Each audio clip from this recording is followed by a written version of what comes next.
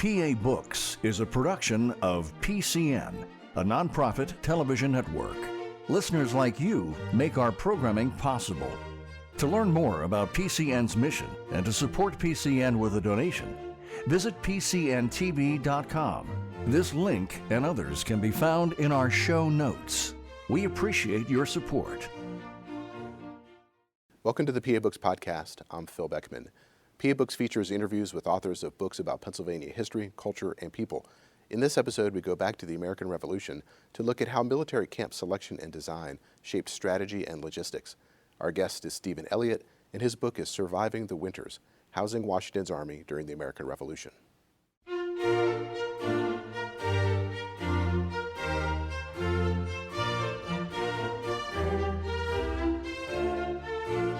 This week on PA Books, Stephen Elliott, author of Surviving the Winters. Stephen Elliott is the author of Surviving the Winters: Housing Washington's Army During the American Revolution. Now, he's saying in the book that camp building and administration represented some of the Army's most important undertakings. It's not the most dramatic aspect of military history. Why were they so important? So the way I kind of got started on the research and approached the book was that everybody has three basic needs, right? Food, water, and shelter. And scholars have written a lot about feeding armies, and we've talked before about how folks have written recently even on Washington's army and how it got fed, and water is part of that. But shelter, completely different story. If you were to say, how is an army sheltered? I think a lot of people just sort of have a tent in their imagination, and they think soldiers go into tents or a barracks, and that's the end of the story. And what I found was that for George Washington's army in the Revolution, it was a lot more complicated. Tents weren't just there all the time, and they weren't necessarily what you wanted in certain weather conditions. Barracks were expensive, and you couldn't move them, even though an army's on the move all the time. So essentially, I charted this story of an army that starts the war in 1775 with almost no shelter and not really a good system of producing it, which leads to all sorts of problems with health and hygiene and morale, and really almost undoes the army during the early part of the war.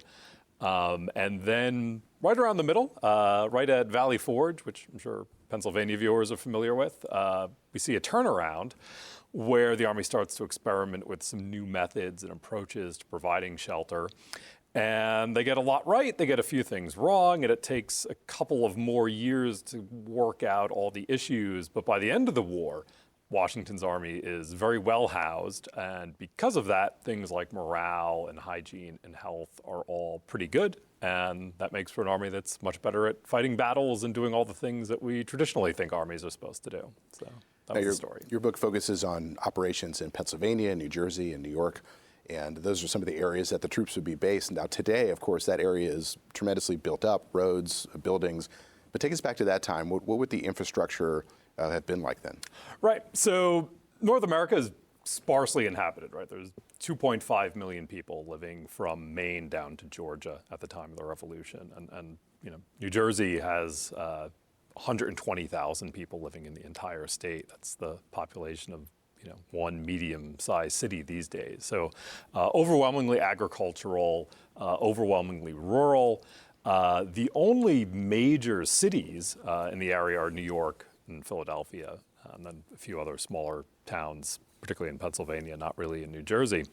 So that becomes a problem because prior to, say, the Revolutionary War, armies in Europe, which the Americans are copying, say the British or the Prussians or the French, for shelter, most of those countries would quarter their soldiers with civilian populations. So an army would march into a city at the end of a campaign and say, okay, we're going to put this regiment in this neighborhood and this battalion over here, and soldiers would bunk up in civilian houses or barns or taverns and other public buildings, et cetera.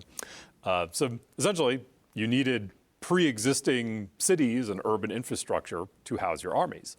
That's a problem here in North America because there just weren't as many cities. It's much more sparsely inhabited. And once the war gets going, the British typically occupy whatever big city is in the region that the Continental Army is operating in. So Boston in 75, New York in 76, Philadelphia in 77. So the only place that might have been able to accommodate American soldiers is by definition not available. So that leads to a sort of housing crisis. Now, you quote a Hessian captain as having written that whenever his men captured Patriot baggage, they would discover their opponents' knapsacks were filled up with books. What types of books were they reading?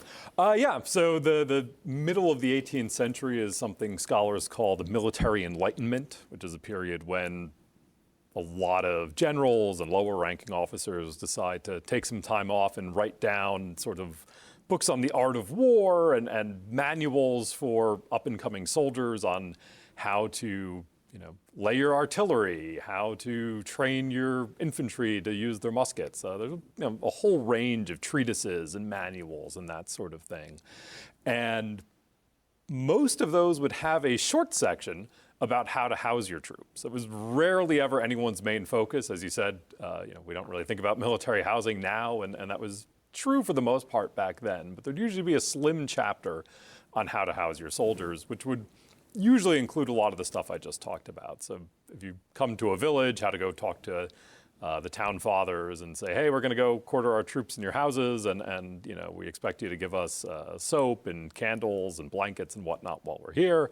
By the way, we've all got guns, so just try saying no and see what happens. So it'd be a lot of this quartering stuff going on in Europe would be done with an implied threat that if you didn't cooperate as a civilian, bad things were going to happen. So the reason I bring that up in the book is this is sort of the way the American officers are educated. They've read all these books about how armies in Europe do things, and then the Rev War starts and they discover, oh wait, some of this stuff doesn't really apply to how armies operate here in North America, again, because as I said earlier, there's just not that many big cities or towns to quarter your troops in. Now, in the book, you have several pages going through different books and different authors that they would have read. And many of these American officers were self-educated on the military arts. So one of the figures that you talk about, of course, was Frederick the Great as one of the key military intellectuals. What was his influence on them? Yeah, so this is somewhat debated how closely American officers were reading Frederick the Great. There's some dispute over how much of his stuff had been translated into English or at least French, which some people read. But he was the soldier of the age, right? So in the 1740s, 1750s, up to 1763, Frederick the Great leads these outnumbered Prussian armies to great victories over the French and the Austrians and the Russians. So that was sort of the gold standard for the day, right? So if you were a young American officer, yes, you'd read a lot of British texts because that was the mother country. You'd read some French, but everybody kind of in the back of their mind had Frederick the Great and the Prussians as a somebody to look up to and emulate. Now, a big part of the story are log huts, and take us back to once they had, say, built a log hut encampment. If we walked over a hill and saw it, what would it look like? Yeah, and there's a great mural that was painted by the Park Service in the 70s of what one of these looked like. And unfortunately, they didn't get me the rights to publish it in the book. But I used the term log hut city, which I did not invent. A person from the 18th century described it as such, and I thought that was a perfect phrase, so I lifted it. But essentially, the Continental Army is usually at least 10,000 strong going into a winter encampment. At Valley Forge, it may have been up to 18,000 strong, which you take 18,000 people and cram them into a couple of square miles, and that's essentially an urban landscape. And we like to say the Continental Army was effectively the fifth or fourth largest city in America whenever it made camp. So coming over the hill, as you described it, you'd probably say at Valley Forge see maybe 2,000 of these log cabins strewn across the landscape. All of that took a lot of wood to build, log cabins. So what would happen is essentially the Army would deforest whole tracts of land. So they'd show up and there'd be trees everywhere, and then a month later it would just be like a desert. They'd chop down acre after acre of tree to not only build the log huts, but then keep their fires going throughout the winter. So a big determining factor of where they would make camp is just where are they going to find firewood? If you were living in one of these huts, what would life have been like? So that depends, like a lot of things, on your status. So if you're an enlisted man, a private, or a corporal, they are sleeping 12 men to a hut. And a hut is about 16 feet by 14 feet, according to regulation. Now, archaeological evidence says that they didn't always follow those regulations, but ideally 16 feet by 14 feet. So size of a small to medium-sized bedroom for just imagining today. So there's 12 soldiers. They are bunked 3 high on 3 of the walls, and then the 4th wall is a hearth. So that's where their heat and cooking is going to be done. There's, at Valley Forge, not really any windows. Those are kind of the first huts the Army builds, so they're pretty rudimentary. At Valley Forge, they use turf or sod for roofs, so they just kind of tear up some ground and throw it over a couple of boards on top, and that's what's covering your hut. So on a rainy late winter or spring day, it's quite leaky inside. Later in the spring, when the snow starts to melt, a lot of the huts will fill up with water and mud from the bottom. So it's not necessarily a very clean existence inside, but they've actually done studies with some of the modern day reproduction huts at places like Valley Forge and found that if you kept the fire going during the day, it could be 40 or 50 degrees warmer inside than outside. So if you're a common soldier, that's going to be pretty nice, and certainly much better than a tent is going to do in the middle of the winter. If you're an officer, you usually get a hut to yourself, or a hut that's split between you and a couple of your assistants or servants. So for, say, a colonel, you got that same 16 by 14 living space, but it's all to yourself as opposed to being shared with a bunch of other people. Now, the hut seems like a natural thing to do, but as you write in the book, that there was quite a bit of discussion between Washington and his generals about, well, how they should actually, what types of structures they should build. How did they arrive at the hut? Yeah, and that's one of the real surprising things that came to me in researching this is I was familiar with Valley Forge, and I'd worked as a park ranger at Morristown, which is sort of the Valley Forge of New Jersey. And it was, we have all these log huts, and that was so central to the story. But if you went up to a soldier or officer in 1775, at the start of the war, nobody would have really been familiar with that model of making winter quarters. So as I said earlier, European armies, when winter rolled around, they would go into cities and towns and quarter with civilians or into larger purpose-built barracks. And early on in the Rev War, there were attempts to do that. The army was fairly small in the early years of the war, so you could get away with just quartering in the handful of villages that were available. But when we get to the middle of the war, when we get to Valley Forge, the army is both larger and longer service. So in 1777, Congress mandates 3-year enlistments. So most soldiers who enlist in 77 will be in the Army for the next few years, which means they will definitely need winter quarters. So when the Army arrives at Valley Forge at the end of the 1777 campaign, it's really the first time Washington has to worry about finding winter quarters for a large number of soldiers for a long duration. And they hold what's called a council of war. So basically Washington sits down with all his subordinates, usually up to a dozen brigadier generals, major generals, et cetera. And he says, what do you all think we should do? Washington had this very democratic command style where he'd poll his officers and get input from a bunch of people before making a decision. And if you go through their writings, which are all digitized and online and made it really easy to do this research, you can see that the majority of the people Washington asks says, we should quarter our soldiers with civilians. There's not really any towns near Philadelphia that we can accomplish that. So we should fall back into the countryside. So if Washington had listened to the majority of his officers, we would not be talking about a Valley Forge winter. We'd be talking about Continental troops wintering at Allentown and Reading and York and Lancaster. And that's what would have happened. But a handful of officers say, first of all, those towns are very small, they're scattered, they're full of refugees, so there's not going to be a lot of space to put our soldiers. It's going to upset the civilians. and it's going to make training administering the army difficult. So ideally, let's try to keep the army together, close to Philadelphia, where we can keep an eye on the British, deny them from moving into the countryside. So Washington says, great, let's move the army close to Philadelphia. Still, what are we going to do for the actual shelter? We can't keep an army in tents for the entire winter. Tents are going to get soggy and blown over in the wind and snow, and they'll be ruined, and soldiers staying in them are not going to be happy. We need something more substantial than tents. We can't build a full-on barracks. In the 18th century, a barracks was a permanent structure, usually with a stone foundation. It took months to build. So barracks are out, quartering where civilians are out, tents are out, and eventually they settle on this idea of sort of an in-between solution. So not as big as a barracks or as permanent, but more substantial than a tent. And that is the log hut. Armies had used these sort of rudimentary timber structures in passing throughout the 18th century. Sometimes they were called wigwams or brush huts or shanties. And Washington seems to have taken that idea and standardized it a little bit. So in late December, as the Army's headed towards Valley Forge, we get this very lengthy order from Washington to the troops saying, hey, we're going to build these huts. Again, 16 by 14, 12 guys to a hut.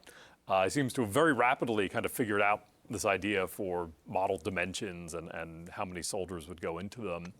And that would essentially become the Army's model for the rest of the war. So from Valley Forge all the way to 1783, soldiers would winter in huts. Now you talk about how in order to improve the quality of these huts, they offered cash rewards early on. Later, that would be replaced by 2 gallons of whiskey or 4 gallons of whiskey. Yep. It seems that they learned what motivates people. Yeah. At Valley Forge, again, there were issues with things like the roofing materials, as well as just incentivizing soldiers to build their huts better. So, you take an army at the end of a long campaign season and say, hey, you guys are now going to spend 2 or 3 weeks building a log hut.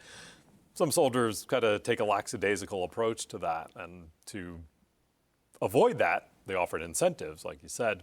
So at Valley Forge, cash bonuses were offered to soldiers that built their huts the fastest or the best, so most closely approximating the model. And that doesn't seem to have worked too well. Part of the problem is that the Army's finances were mostly in paper currency, which as the war went on became very inflated, so not worth very much. So, give soldiers $20 cash by 1780, and it's like, great, that's not going to buy me very much. But you give them an extra gallon of whiskey or an extra gallon of rum, and that's going to make those soldiers pretty happy. So that becomes apparently the main incentive. Now there were a variety of German and French officers as part of the Continental Army. They would have come over with the European experience. So what did they think about this log hut cities? Yeah, early on during the Valley Forge winter, you see a lot of suspicion and negativity towards them. So General Lafayette writes that they are scantily gayer than dungeon cells. So just these very dingy, unhappy places for soldiers to be stuck in.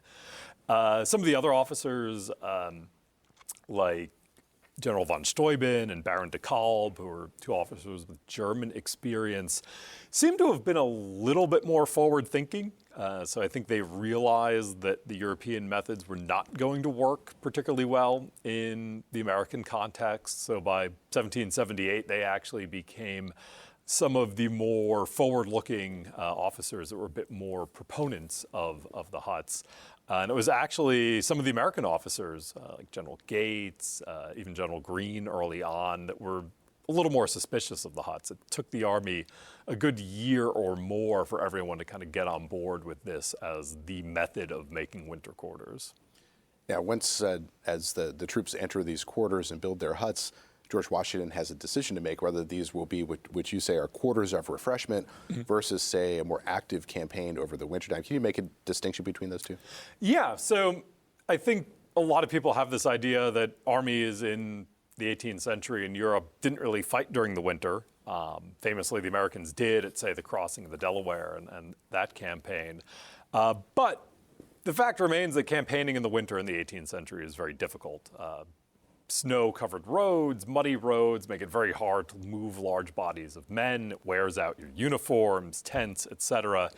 So if an army could, the idea was to use the winter as a period of refreshment when you minimized fighting and really gave soldiers a chance to recoup and get their strength back.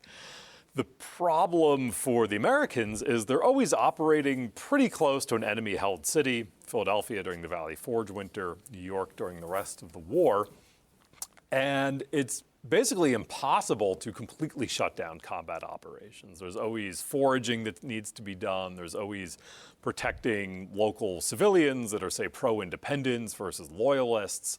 So throughout all of these winters, the Army's always sending detachments out into the field to gather supplies, to collect intelligence, and occasionally skirmish with the enemy. But most of the Army is usually snug in camp, and as the war goes on, those camps become more comfortable and better planned and healthier. So by the end of the war, they really do sort of function as these quarters of refreshment. At Valley Forge, though, probably not as much, as Army's pretty active that winter and the quarters are not particularly comfortable or refreshing. So the Army doesn't necessarily come out of that winter as well off as it might in subsequent years. Now, that activity that many of them were doing, both at Valley Forge and in some of the other sites later on, was described as partisan warfare. What was partisan warfare for them at that time? Yeah, so that's got variable definitions. So it's important to kind of talk about what is actually going on during those winters. Basically, you have Washington's army camped 20, 25 miles outside of a British-held city. We'll use Philadelphia as an example for the Valley Forge winter. And what you would have is patrols going off into the countryside in that intervening territory between the two armies. And they would gather supplies in some cases, which would entail going to civilian farms and purchasing, grain and other food supplies from them. During particularly bad winters, like the Morristown winter in 1780, that could also entail essentially confiscating food. So the Army saying, we really need this or we're going to starve to death, so we'll give you essentially an IOU. We'll pay you back later, but we need the food now. So a lot of it is foraging, denying forage to the enemy. So the British have a better supply apparatus than the Americans, but they will also supplant their supplies by gathering provisions locally. So if you can go out and fire on a British detachment trying to get some food and drive them back into the city, that's a win for your side. The other big thing is gathering intelligence. You had large numbers of civilians that would try to go between enemy lines and cross to Philadelphia or New York, oftentimes saying they were visiting family or friends or looking in on businesses that they'd been forced to abandon when the enemy took the city. Sometimes that was true, but other times it was people passing information from one side to the other. So there was a strong incentive to try and monitor who was going over into enemy-held territory, what might they know, and also recruit people from your side to kind of go into British lines and record how many soldiers were there and what they saw and bring that information back. So there was sort of this intelligence gathering aspect to it too. Now, in these camps, it wasn't just the soldiers who were living there, but you also mentioned that there were women and children in these camps as well. Yeah, so the Continental Army is really what one scholar named Holly Mayer has termed a continental community, when men would enlist and go off to war. In some cases, they'd have wives, children, girlfriends, what have you, that were dependent upon them and just couldn't get by if they stayed back on the farm or the workshop or wherever the man had worked. So they would accompany him into the Army, what's sometimes called camp followers. And we think that at Valley Forge, there may have been around 500 or so of these camp followers, in addition to, say, the 10,000 soldiers that were there. And we know this because soldiers' writings will talk about encountering women in camp. In addition to just these sort of women following, say, male relatives in the Army, you'd have women from surrounding communities that lived near these camps that would come by and oftentimes sell produce and liquor and other items at these shops, what were called sutlers, kind of on the outskirts of camp, and they would conduct regulated business with the Army. There'd be unregulated kind of, saloons and that sort of thing on the outskirts of camp too, that soldiers might sneak off to go have a good time. So again, using that city metaphor, again, this is not just a military base. There is more of society present there, like you said, with women and children. Now, these log hut cities, you say that they eventually formed the backbone of the Patriots' Fabian strategy and positional warfare in the Middle States. What is a Fabian strategy?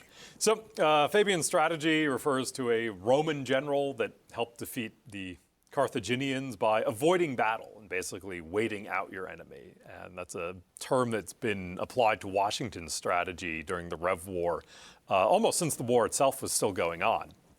The idea was that the Americans were, outclassed in certain respects by the British Army and the British government, so it was difficult to try and fight them in one big decisive battle to win the war. Instead, the Americans won by enduring and surviving and kind of drawing the war out long enough for the British to make a mistake, which they eventually did.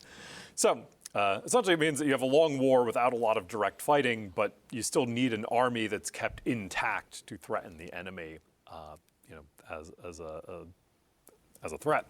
So to make that happen, to have a war that lasts a long time and where you have this intact army as a threat, you need a base for it. And essentially what I argued in the book was that by the time of the Valley Forge winter and afterwards, Washington essentially realizes that the Army is going to need to build these bases, to build these log hut cities from scratch and put them in places that are difficult to attack. Again, you wouldn't want to camp on an open field right across from an enemy position. You'd be very vulnerable to being ambushed and surprised. So Valley Forge, and especially later in the war when the Army's operating outside of New York, it's not just they build these log hut cities, it's they build them up in the Hudson Highlands and the Watchung Mountains of New Jersey, fairly remote, easily defended, difficult to access locations. And doing that was no small feat. Again, finding these little slices of territory in this rugged terrain where you could actually build a camp, finding the resources needed to build it, and keeping the supply lines going to keep these soldiers fed and provisioned in these remote areas was quite a big undertaking, but it's one that they ultimately did successfully. And the biggest testament to the effectiveness of that strategy is if you read the papers of General Henry Clinton, who was the British commander-in-chief during the second half of the war.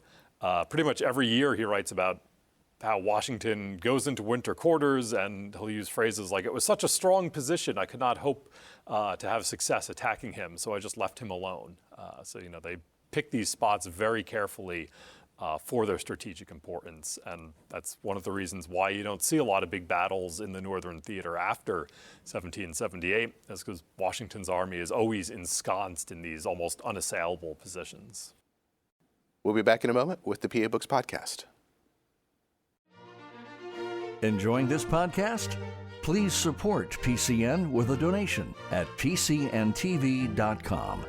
This link and others can be found in our show notes. We appreciate your support.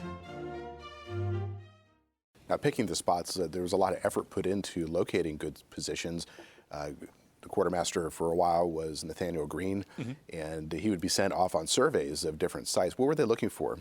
Yeah, so Greene is really one of the unsung heroes of this story, and he gets a lot of accolades later as a battlefield general in the South. But during this middle part of the war, when he is just quartermaster general, one of his big tasks is every year, say, come September or October, Washington will write, "Hey, it's time to find a new winter quarters spot." And Greene will send out all of these subordinates from the quartermaster's department, and they'll essentially conduct these geographic surveys of northern New Jersey or the Hudson Highlands in New York.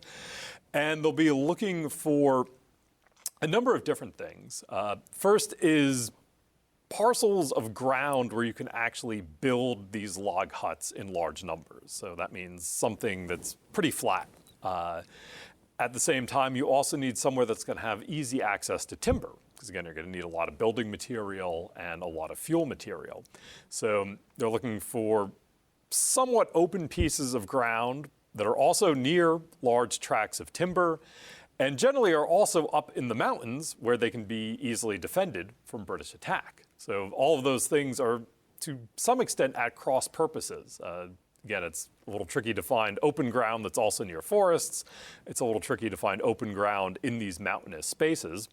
On top of that, Washington will also say, I want to be able to supply these places, which means they need good access to roads and eventually river networks that are carrying the Army's supplies.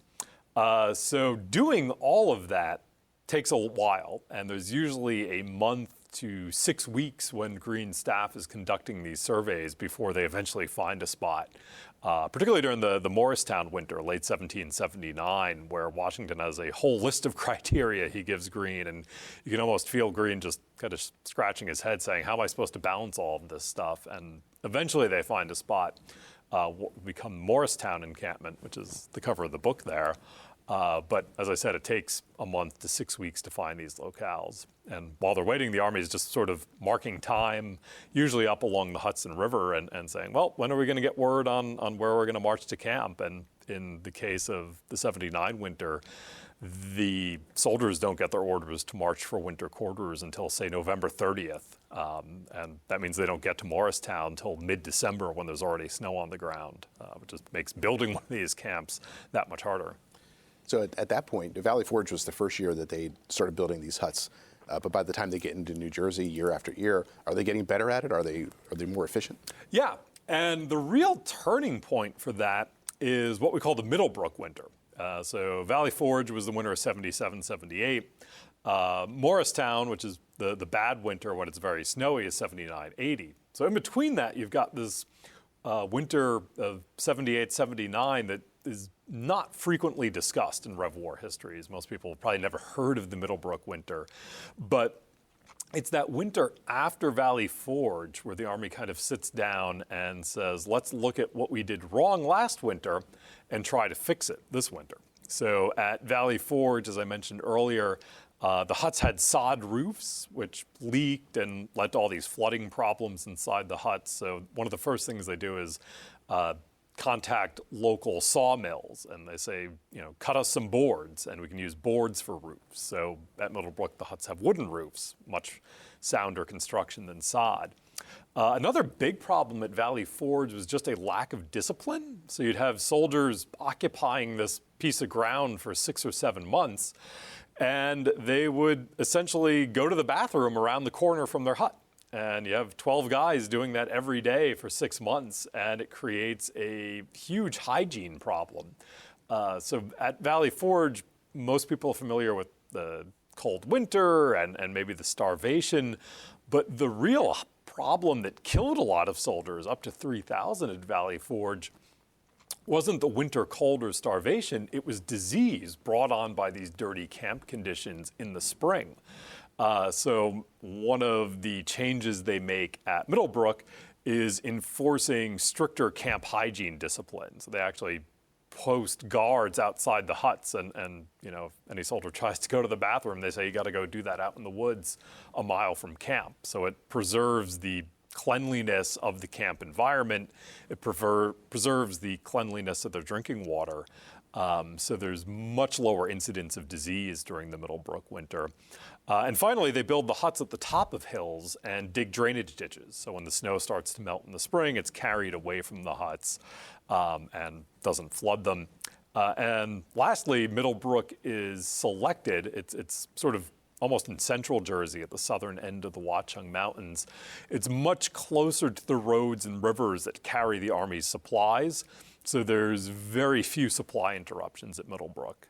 So basically everything they get wrong at Valley Forge, they fix by the end of the Middlebrook winter. And by spring of 1779, you see all these officers writing about how remarkably healthy the Army is, how well built their camp is.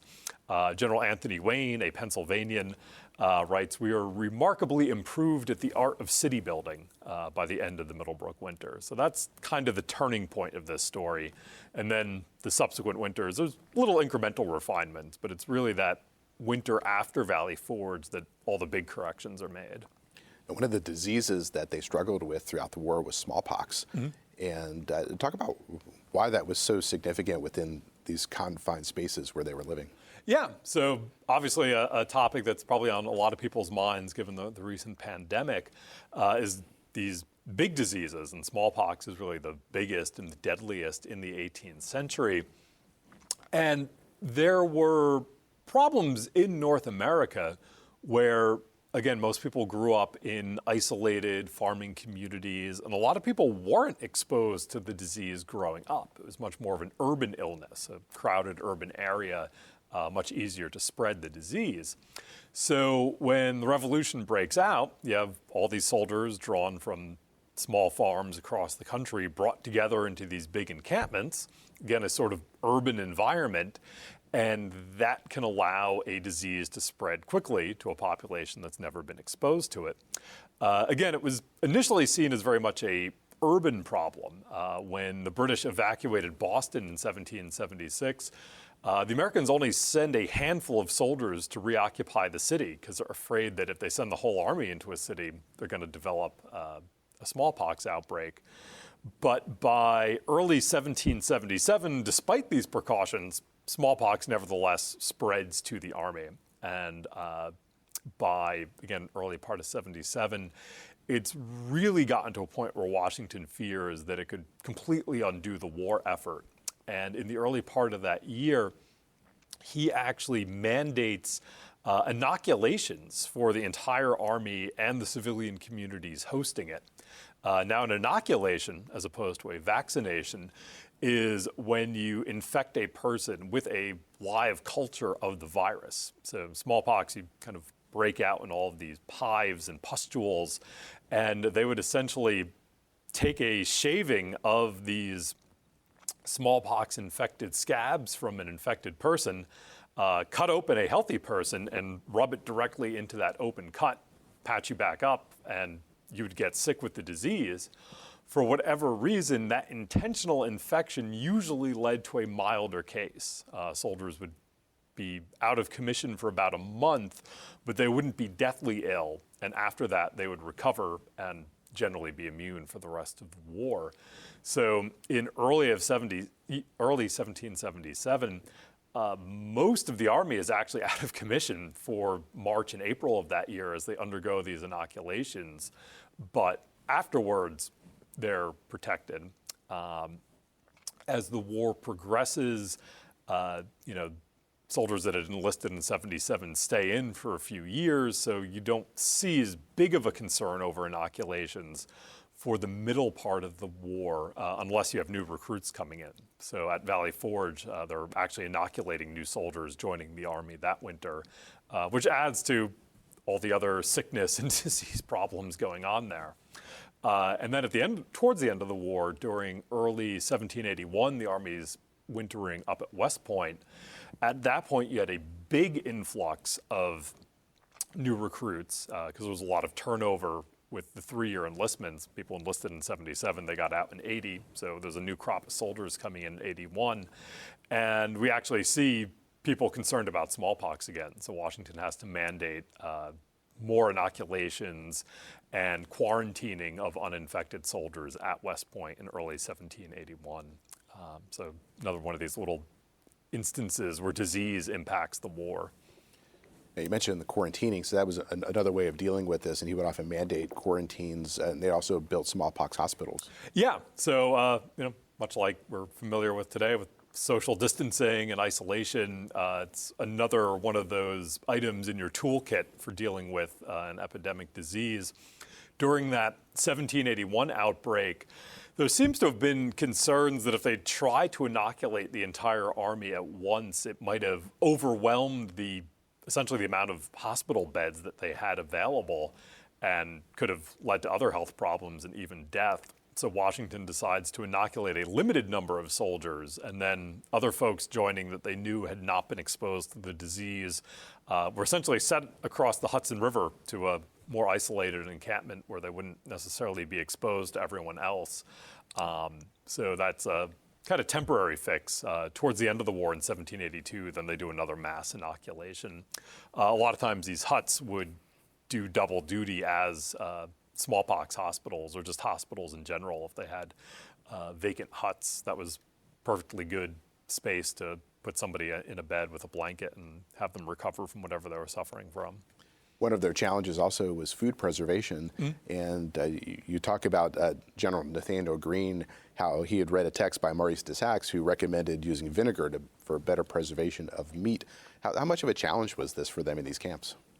Yeah, especially early in the war when not just soldiers but officers were inexperienced and had not really dealt with managing the logistics of a large army, you had periods where food wasn't so much scarce as it was just poorly distributed. So, they'd have, say, cattle driven to camp and they'd slaughter the cattle for beef, but then nobody would be around to take that beef and distribute it to individual regiments or battalions, and it would rot. So you have soldiers writing about, I'm starving, I haven't had beef in a while, and then soldiers, a few miles away writing about how there's just beef carcasses rotting on the outskirts of their camp. So that was another one of these things that really took till the middle of the war to find officers like Nathaniel Greene who were competent at managing just the flow of supplies and making sure everything got to where it needed to go. And again, some of these European texts and treatises helped inform them on how to do that. You mentioned Maurice de Saxe, who Greene had read, who talked about using vinegar to preserve the meat. Greene brought that up in a early camp in North Jersey in 77 before Valley Forge. And he's writing to Washington about, we need more vinegar to preserve the meat. And a couple days later, Washington writes about how there's all of these wild greens growing near their camp that soldiers should go pick. And he uses the phrase, they can be made into an agreeable salad to support the soldiers' diet. So between Greene's vinegar and Washington salad, it was making me a little hungry as I was writing this book, because you got all these tasty snacks coming into camp for the soldiers. Add on to that the whiskey and the rum, and you got a pretty good meal. Well, let's talk a little bit about camp security as part of the larger administration apparatus. How did they set up security both externally as well as internally? Yeah, so that's one of the kind of daily tasks. You'll see soldiers always writing about going off on guard duty, and they'd post sentries and patrols. One of the real quirky and interesting things you get into as you, say, read through Washington's writings is every day they would have what was called the parole and the countersign, which was sort of like a code word you had to say to come into camp, and then they'd respond with another word, and that way you knew that you weren't a spy or something like that. So every day you'd go through Washington's writings and he'd have a new set of parole and countersigns for the day. And they're usually themed, so it might be like parole Philadelphia, countersign Baltimore or something. So it's just, think of Washington sitting in the morning coming up with his code words for the day. So that's how guard duty would work. There were fortifications at Valley Forge. So by the end of the winter, the camp was encircled with, say, entrenchments and artillery positions to deter an enemy attack. Something similar was done at Middlebrook. For the Morristown winter, though, because the Army was in sort of a weaker state, Washington didn't feel that they would be up to the task of building entrenchments that winter. So they actually just relied on geography. They picked a campsite that was so up in the hills and so far removed from British lines that they didn't bother erecting fortifications around it. By the end of the war, when the Army's mostly at West Point, that had been conceived as a huge fortification. So by that point, the soldiers are just surrounded by redoubts and barracks and other things. Now, another challenge that the soldiers had, of course, was clothing. They often had shortages of uniforms, wear and tear of building things and just living. Well, why was that such a struggle? Well, again, as you said, 18th century clothing while you're tearing down trees and putting up huts or just marching for dozens of miles, it wears out. And the colonies don't necessarily have a huge apparatus for providing new uniforms. By the middle and later part of the war, they're actually importing a lot of their stuff from Europe, French allies and that sort of thing, which sometimes meant that the Army was actually quite well clothed if a shipment of uniforms came in and was distributed properly, and other times meant that it was pretty poorly clothed.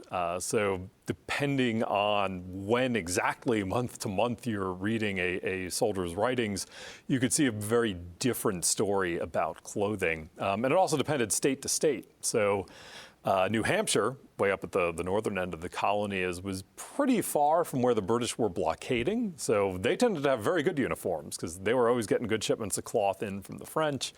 And you don't see a whole lot of complaints from them. Pennsylvania soldiers, where, again, Philadelphia's main port, the British were always trying to block, they oftentimes had uniform issues. And you'll see General Wayne in particular liked to have his men looking very smart. And he's always writing to the Pennsylvania government or Congress or Washington saying, hey, where's my uniforms, right? But even then, sometimes they're in pretty good shape, and he's writing about like, oh, you know, the buttons are a little bit off. Can we get better buttons for my men? It's like, oh, if you're worried about the buttons, that means everything else is probably in good shape.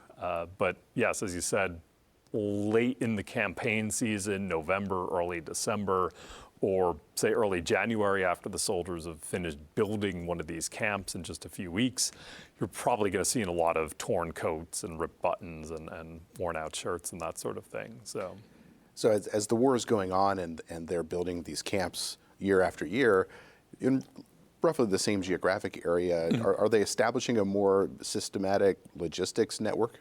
Yeah, and that's another one of these things that we've got to credit General Greene for. He takes over as quartermaster general in the middle of the Valley Forge winter, which is kind of infamous for its poor logistical situation. And from the summer of '78 onwards, things start to look better. Greene establishes a network of magazines and depots and storehouses throughout the East Coast, usually inland where they can't be ambushed by a British naval squadron and that sort of thing. So by the time we get to, say, the Middlebrook or the Morristown winter, you'd be hard-pressed to say the supply situation is ever good for the Continental Army, but it's usually not catastrophic by the middle and later part of the war. Towns like Trenton in New Jersey and Easton in Pennsylvania become major collection points for the surrounding kind of agricultural countryside where supplies are stockpiled.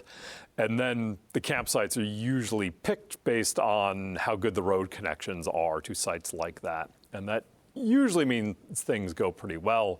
But of course, bad weather, financial problems, or vagaries of geography can lead to situations where there's still supply issues. So once they start building these log hut cities, did they have a long life? Are they able to return to them the following year? In some cases, though not quite as much as you might think. So it seems that after 6 or 7 months of habitation at one spot, even with the best hygiene regulations and the strictest discipline, the surrounding countryside gets pretty run down and garbage laden, and particularly during cold winters, soldiers just clear so much of the nearby forest for fuel that it's hard to have the Army reoccupy the same site for the long term. The huts are also semi-permanent. They're not really built to last year after year, even, again, after, say, one season of occupation. They start to look a little worse for wear. So we don't necessarily see the Army, again, reusing Valley Forge or reusing Middlebrook wholesale during the war. But once you've built it, it's obviously has some qualities that recommend to reusing it, and they are reused to a limited extent. So after the '79 winter, the Middlebrook huts are used as hospital space. They're used by what are called artificers, so people who kind of repair equipment. stay there, and they're used to store supplies. The Morristown huts do get reused. So the Army has its big encampment there in 1780. In 1781, just the Pennsylvania soldiers go there. And then 1782, 83, New York and New Jersey soldiers winter there. So smaller detachments of the Army. And usually when they reuse it, they'll cobble pieces of some huts to finish off other huts to kind of repair them and bring them up to code, so to speak, to inhabit. Because again, after a year or so, they're kind of falling apart. The camps up by West Point are more substantial, and we see more purpose-built barracks as opposed to huts being used because it is a giant fortress on the river, so a much more permanent locale. So that site they are actually able to reuse, and that's why we see the Army go there in both 1781 and 82 in pretty much the same spot. We also know that once the Army leaves, a lot of civilians will come by and just kind of help themselves to the pre-cut timber and nails and boards and all of that. So it's sort of like a trip to the hardware store. And with not necessarily many soldiers nearby, nobody's really on the lookout to stop you. So they help themselves. Now, when the British Army was occupying Philadelphia, the decision was made to keep the Continental Army concentrated, which would end up being at Valley Forge. Right. But when the British were mostly focused in New York, Washington distributed his troops from New Jersey. You mentioned West Point in New York, but also Reading, Connecticut. Right. What was the difference in thinking there? Yeah, it's really a difference of degree. So even at Valley Forge, Washington does send the Maryland line to Wilmington, Delaware, and he sends a cavalry unit to Trenton. And the idea is you kind of create this arc around the enemy position, Philadelphia in this case, where you can kind of keep them hemmed in. And they follow that same model when they're operating outside of New York, but it is a much more even distribution of troops. So the general consensus is that West Point and the Hudson River and the Hudson Highlands need to be protected. So there's always going to need to be troops there. But it was felt that it was harder to supply that area because it's more up in the mountains, it's further away from places like Trenton and Easton. So you can't send the whole army to West Point, at least not early on, or else you'll run into all these supply issues. So you send enough troops to protect West Point from a sudden attack, and then you keep the rest of the army within a day or two march in New Jersey, where they can be more easily supplied, but still respond to an enemy offensive. So that's why we see bunch of troops at Middlebrook in 79 and a bunch of troops at Morristown in 1780. And then Connecticut is exposed to a lot of British coastal raids throughout the war, so it was felt you also needed to keep an eye on Connecticut. So in both the 79 and the 80 winter, we see troops sent to the Reading and Danbury area in that state. So what effectively happens is, again, you have this three-sided arc around New York where you kind of keep the British hemmed in, and you keep your most important areas protected. Now, during the war, there were several mutinies of troops. How did conditions in these camps contribute to mutinies? Yeah, so in 1780, you have a brief mutiny by the Connecticut soldiers at Morristown. And then January of 1781, you have the sort of famous Pennsylvania line mutiny at Morristown. And then shortly after, the New Jersey Brigade mutinies as well. And Washington will later on comment that, I don't really have to worry too much while we're off marching and fighting in the summer, but it seems like it's always in the winter when these mutinies and disturbances occur.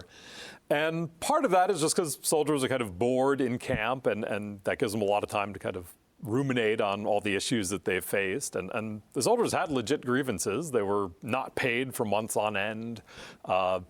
Uniforms were often in poor condition. Supplies were often short. So time in camp basically gave them a lot of time to think about their resentments.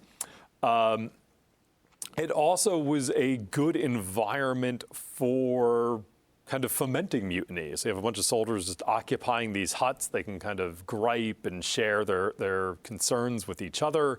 It's a good place to conspire away from the eyes of your officers. And I argue, much like a urban civil disturbance or riot can kind of just spread because you have all these people concentrated in a small area, I think something similar happened with, say, the Pennsylvania Line mutiny, where just soldiers in one hut saw what their comrades were up to, and they decided to join in. So that contributes to it as well. So in the Pennsylvania Line mutiny, what happened? So it occurs January 1, 1781, and there's a great book written way back in the 40s called Mutiny in January by Carl Van Doren that really chronicles the whole thing. And essentially you had Pennsylvania soldiers that were unhappy that they had not been paid and were poorly supplied. And on top of that, you had a lot of men that had enlisted in 1777, and the terms of the enlistment said 3 years or the war. And there was a dispute over whether that meant 3 years minimum, or the entire war if it lasts longer, or just the duration of the war if it's shorter, but 3 years at the maximum. And officers and administrators held that it was the longer duration. Soldiers said, my 3 years are up, I'm done. They were also finding that a lot of newly enlisted soldiers were getting bigger bounties and grants for land that they had not been offered when they joined up back in 77. So there were all sorts of grievances that kind of boiled over on New Year's Day in 1781, when soldiers essentially gathered on the parade ground of camp without their officers and without orders. Many of them had partaken in New Year's revelries with alcohol and were, a bit inebriated or sleeping it off. And they were angry. And they got together and said, we're not going to be forced to be in the Army if we think our enlistments are up. We'd like to have our back pay. We'd be willing to re-up if we get some of these bonuses and grants that these newer soldiers are being awarded. And essentially there was a riot. An officer is killed. The soldiers break into the camp magazine and get a hold of weapons and ammunition. And they march out of the camp. And General Wayne, who is their commanding officer, is sympathetic to their grievances. And he actually rides behind them as they march down, headed towards Philadelphia, but they wind up stopping in Princeton. And they kind of take over the town and demand to meet with an envoy from the Pennsylvania government, who sends their sort of executive or governor, Joseph Reed, who was a former Continental officer. And Reed meets with the Pennsylvania Line at Princeton, hears their grievances, and the Pennsylvania government essentially decides to give them what they want. So a lot of soldiers go home. They're allowed to return home and count their enlistments as being finished. The Pennsylvania Line essentially disbands. Wayne and a few officers march off to York and Reading and Carlisle and have to reconstitute it from scratch. In many cases, some of the former soldiers that left probably came back, having gotten better terms and bonuses and grants and that sort of thing. And by the summer, there's a new Pennsylvania line that goes off to fight in Virginia and the South. So it's a sort of temporary disbandment, but it is, again, pretty unique for soldiers to essentially stage a labor protest, a sort of strike, and get everything that they wanted. As a addendum to that, though, 2 weeks after the Pennsylvania Mutiny, the New Jersey Brigade tries the same thing, and Washington essentially says, we're not having this every time soldiers are upset. We've got a war to fight. And he sends a picked group of mostly New England soldiers who march down from West Point in the middle of a snowstorm, surround the mutineers' camp in New Jersey, and essentially arrest them and have a couple of the ringleaders executed. And that's sort of the last big mutiny that the Army faces. Well, we've been talking about the book, Surviving the Winters, Housing Washington's Army During the American Revolution. Stephen Elliott, thank you for joining me. All right, thank you. Listeners like you make PCN programming possible. Full episodes of PA Books, as well as other PCN programs, are available to stream with the PCN Select app. To learn more about PCN's mission and to support PCN with a donation, visit PCNTV.com. This link and others can be found in our show notes. We appreciate your support.